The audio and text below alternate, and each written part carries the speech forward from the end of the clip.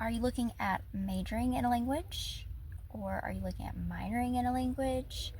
Or are you just trying to pass the minimum language requirement for your university? Or maybe you're just wanting to take a language class just for fun.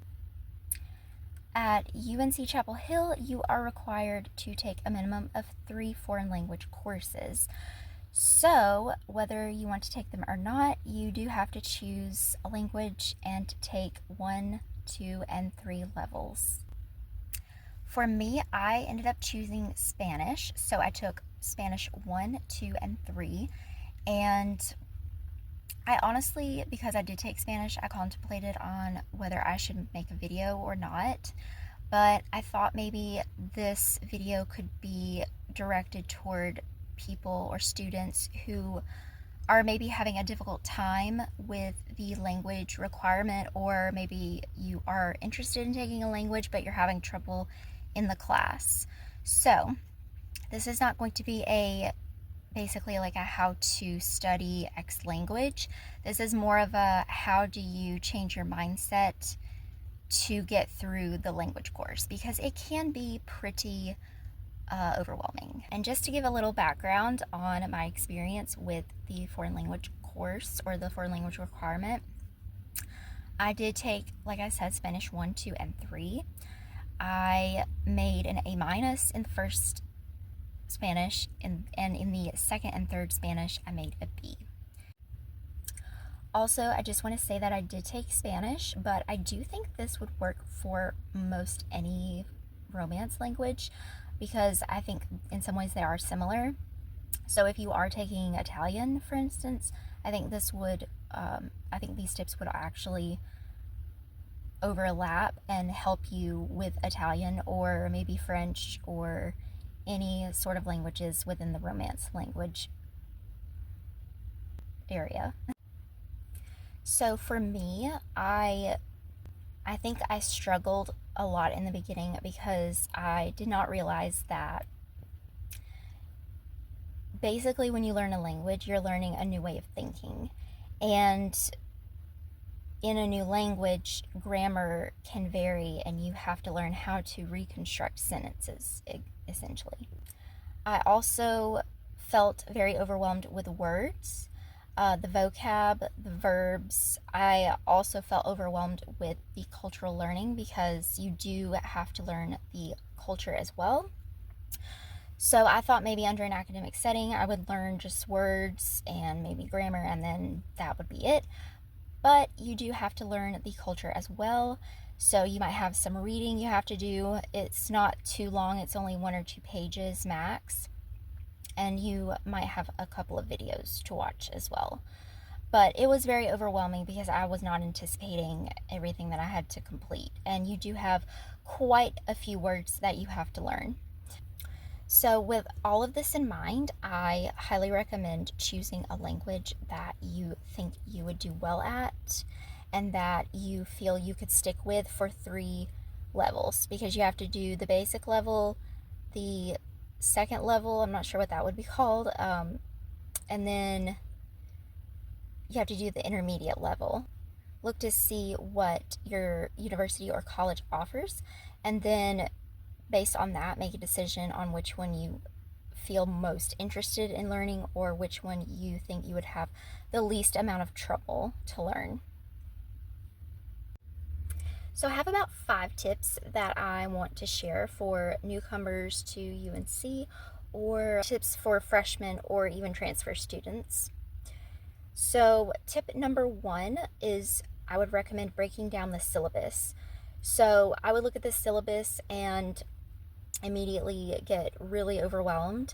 So what you do is you just break it down. Basically what you're covering is vocab, verbs, grammar, and culture. And I broke up vocab and verbs because in Spanish at least, the vocab is, there's one way of learning the vocab, but the verbs I feel have to study a little bit differently, because it's not as simple as learning the Spanish version of a word. You have to conjugate it, and that takes a whole process, and there's a lot of learning involved with verbs, so that's why I separated vocab and verbs. tip number 2 is I'm going to give you some study tips. For vocab, I would recommend either index cards, Anki, or flashcards, which is an app you could use to use digital flashcards. You could also record your verbs or any vocab on any sort of recording app. And then lastly, you could obviously use a notebook. I did this with verbs, but I did use a notebook some with vocab, but I mostly used it for verbs. Okay, now I want to go over some of what I call efficient uses for my study tips. So, however you decide to study vocab or verbs, if you use the flashcard method, I recommend studying your vocab during commercials. You could, if you have the digital version and you decided to go that route,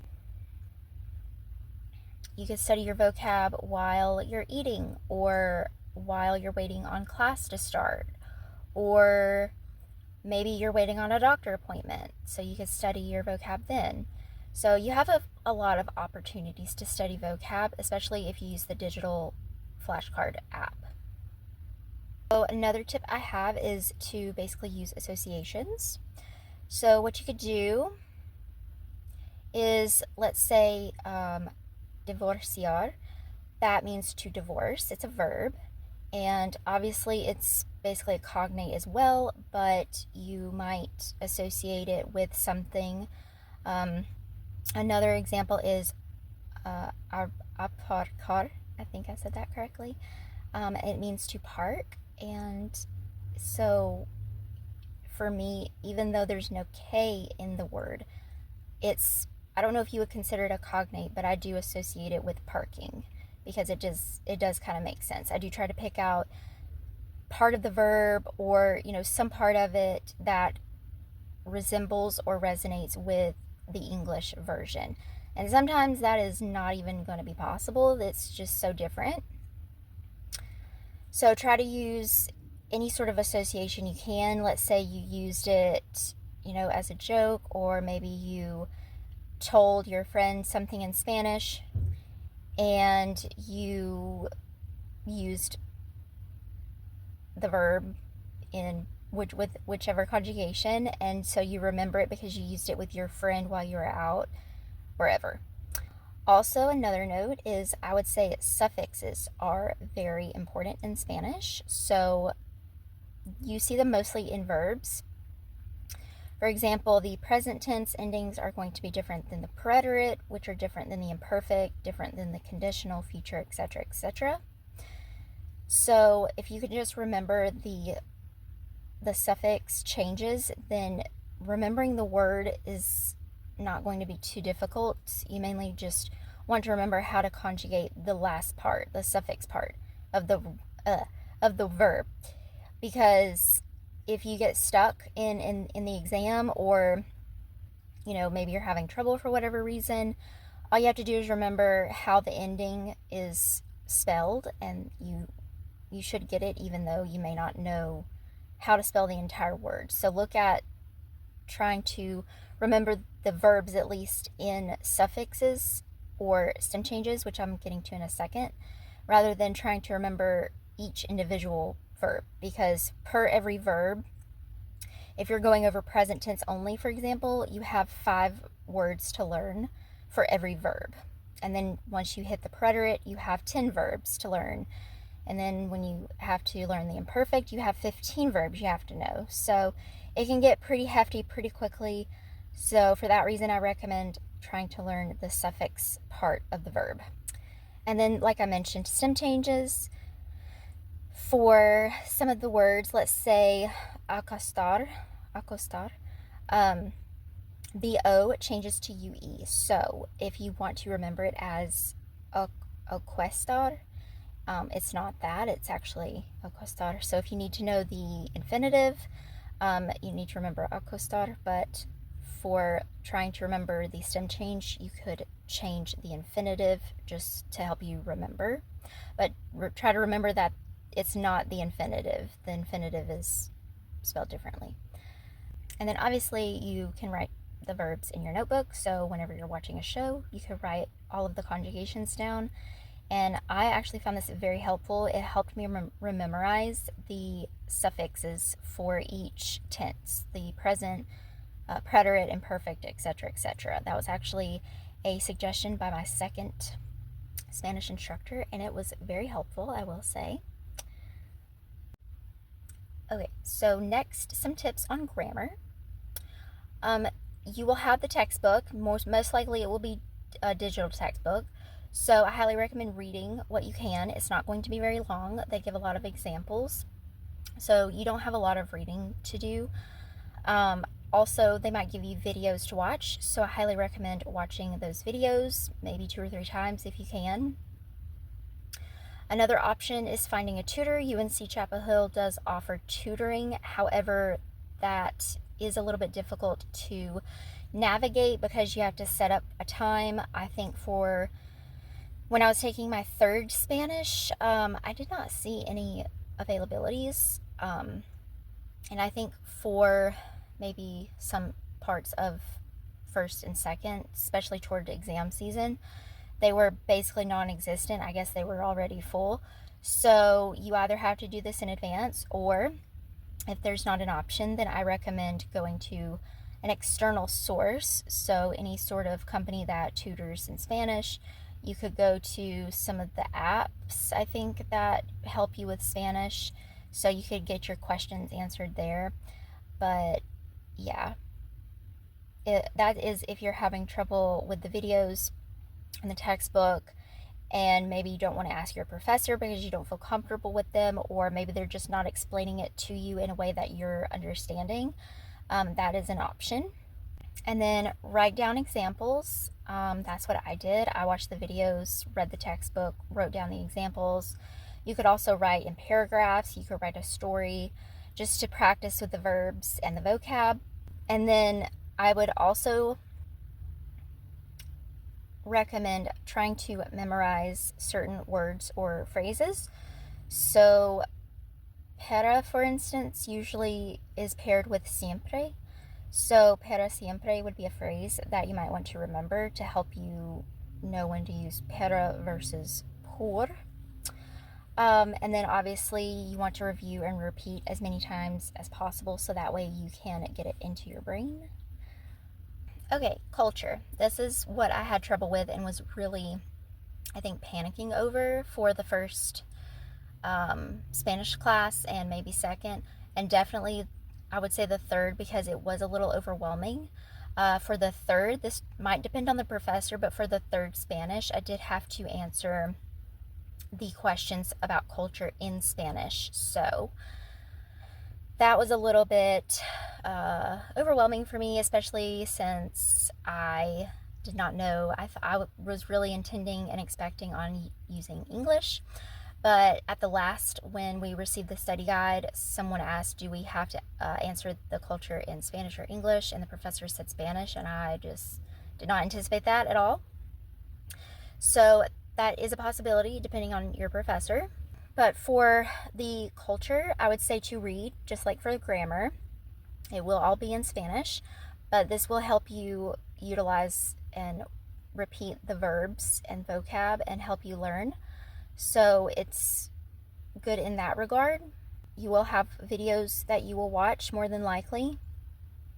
I use the transcripts on that. For the first exam, for the first Spanish, you are allowed to see it in English, but for the second and third Spanish, the transcripts are in Spanish. But again, it does help you learn the vocab and verbs and the structuring of Spanish, essentially.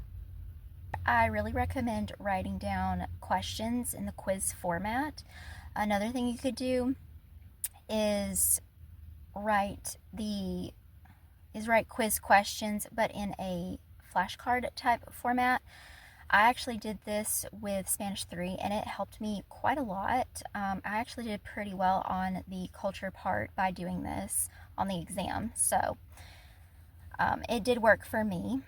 And then one other thing you could do is just talk with your friends or family about whatever you're learning.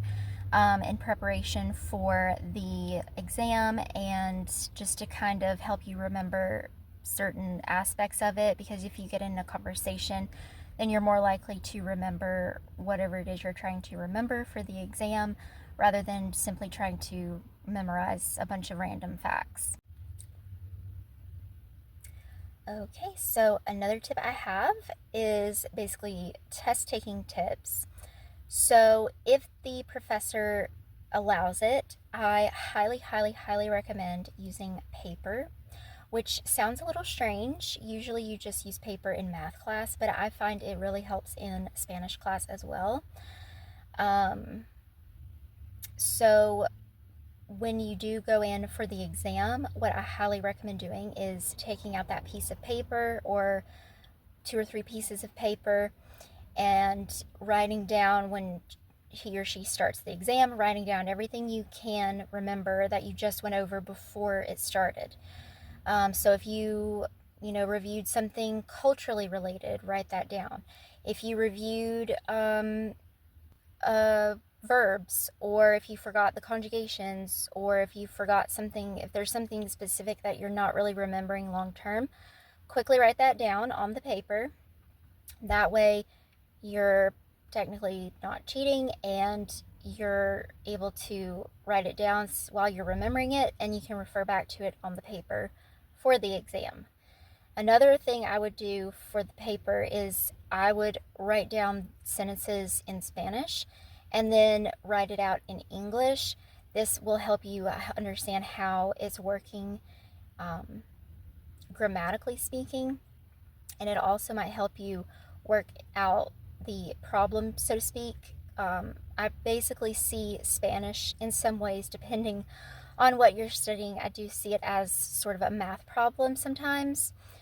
Anything that you feel you can't remember long term, or you're afraid you'll forget, write that down, and then write down sentences in English and Spanish to try and help you with whatever issue you're having while taking the exam. I actually used this in Spanish too, and it helped so much. It was very helpful. I do think it helped me pass my exams for that class. Okay, and then lastly, just some other things I wanted to mention. I would highly recommend asking a lot of questions, because this will help you to get more knowledge and information about how Spanish or Italian or whatever language you're studying works. And I do feel like this will help you understand it more, which will help you understand the grammar part and how to structure sentences and all of that. I just feel like it really overall helps your basic understanding and can help you in the other aspects. I also highly recommend, if possible, to utilize visuals as much as you can, because I do think this will help you remember. I think for the first couple of Spanish courses I had, the part of the curriculum, they included pictures and the word, and I do think that helped me remember the word more than just simply remembering the word, because I did have an association that was linked to a photo. Another thing that I recommend doing, which might seem a little obvious, but I do recommend taking them back to back consecutively. So there is going to be, because at UNC Chapel Hill you have to take 3, so there will be one summer you have that you may not be able to take the Spanish or French or Italian or whatever it may be. But if you can, try to study throughout the summer and just, do what you can, study for it. That way you're prepared for the 3rd semester and you're done. And if you are interested in minoring in it, then you're, good to go. But I do feel like if you are just trying to take the requirement because you have to take the requirement and you really don't want to go any further, then I'm assuming you're probably not having the most fun in the classes. And so for that reason, I recommend over the summer just trying to review as much as you can, just so you don't lose what you have learned so far, because it is like math, it will build upon itself. Obviously, this may seem obvious, but repetition is important. I think that repetition increases your confidence, because when you know and then you feel confident. But when you don't know, you're stressing out, because that's kind of the whole point on the exam. It's to test what you know versus what you don't know. So the more you know, obviously, the more confident and less stressed you will feel. Lastly, I highly recommend picking a system that works and using it throughout your courses. So for example, I started out not really knowing how to study for Spanish, except for index cards, and then I found digital flashcards. I think I used a flashcards app, and then I went to Anki, or Anki, I don't know how you say it. So pick something that works. Do think about how much time it's going to take to, write out the index cards versus having a digital flashcard. Think about how you can study. Can you bring your index cards with you, or do you think it would be easier to put it in digital format, and that way you always have it? So I would really think about all of these little details. Try a system that works. You might have to test a few different ones during the summer or before, your first semester starts.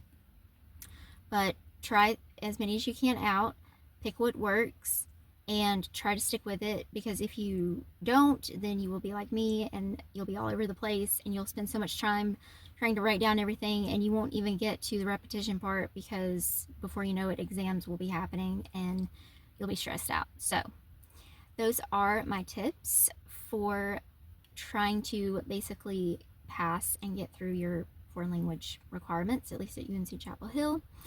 I hope you really found this helpful and insightful. And if there was one particular tip that helped you, please leave that in the comments. I would really like to know.